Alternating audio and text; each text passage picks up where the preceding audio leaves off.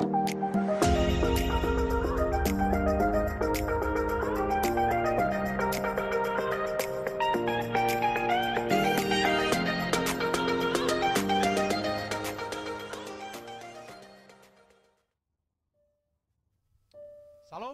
Tuhan selalu baik kepada kita yang terus memberikan waktu belajar firman Tuhan bersama GKSIA Jakarta.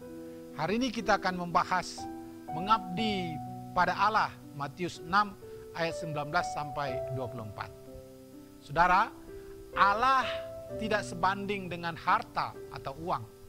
Karena harta adalah materi yang tidak mungkin bergerak kecuali digerakkan.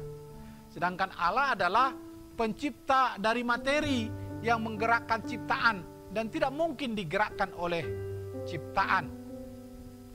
Namun manusia sering tergoda menyandingkan Allah dengan harta melalui pikiran dan perhatian yang tertuju pada harta semata sehingga berpaling dari Allah.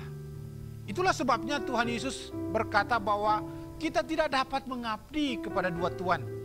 Ayat 26 menyebut bahwa kamu tidak dapat mengabdi atau melayani Allah dan Mamon. Mamona yang dimaksud adalah uang. Kepada siapakah kita mengabdi? Kesanalah segala perhatian dan pusat hidup kita. Karena itu, manakala kita putuskan mengabdi kepada Tuhan, maka ada 3 gambaran yang perlu kita pahami untuk mengarahkan tujuan hanya kepada Allah. Pertama, mata baik maka seluruh tubuh terang. Dalam ayat 22 berkata begini, mata adalah pelita tubuh. Jika matamu baik, teranglah seluruh tubuhmu. Apa artinya?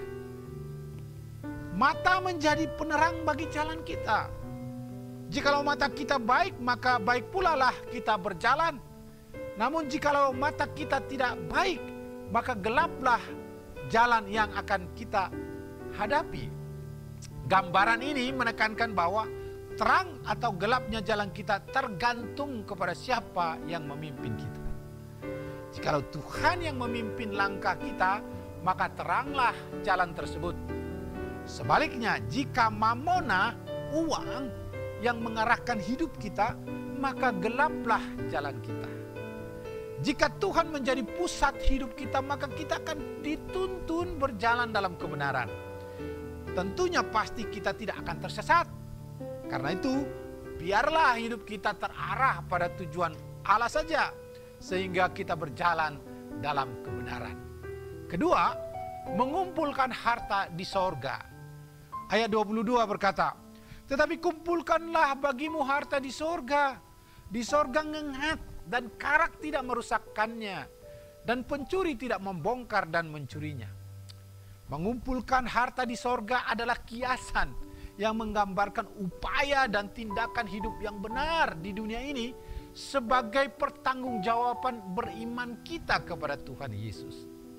Kalau pusat hidup kita adalah mamona, maka prioritas kita adalah menimbunnya sebanyak mungkin. Pikiran kita dan segala upaya diarahkan ke sana.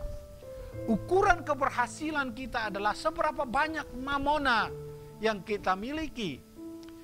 Tentu berbeda jikalau Tuhan yang menjadi pengendali hidup. Pastilah orientasinya hidup selalu tertuju kepada kerajaan Allah, di mana Allah yang memerintah dan berkuasa atas hidup kita. Maka segala upaya apapun yang kita lakukan hanya untuk melaksanakan tanggung jawab sebagai orang percaya yang mengabdi kepada Tuhan. Ketiga, di mana hartamu berada, di situ hatimu berada. Ayat 21 berkata begini, karena di mana hartamu berada, di situlah hatimu berada. Jika harta kita adalah perkara mamona, maka hati kita selalu melekat kepadanya. Namun, manakala harta yang kita prioritaskan adalah perkara kerajaan Allah, maka hati kita selalu tertuju dan melekat kepada Allah. Harta yang sejati adalah kita melakukan kebenaran yang diperintahkan Tuhan Yesus kepada kita. Uang kita butuhkan, tetapi bukan yang utama. Uang diperlukan, tetapi bukan tujuan hidup. hanya sebatas sarana atau alat untuk memuliakan Tuhan. Maka kita sejatinya mengolah uang, harta kita dengan mempergunakannya untuk mengabdi hanya kepada Tuhan Yesus. Saudara, harta yang sejati tidak akan pernah hilang dan tidak akan mungkin dicuri siapapun. Sebab harta itu merujuk kepada kerajaan Allah. Uang bukanlah segala-galanya bagi kita, sekalipun kita membutuhkannya. Uang bukan yang mengatur hidup kita.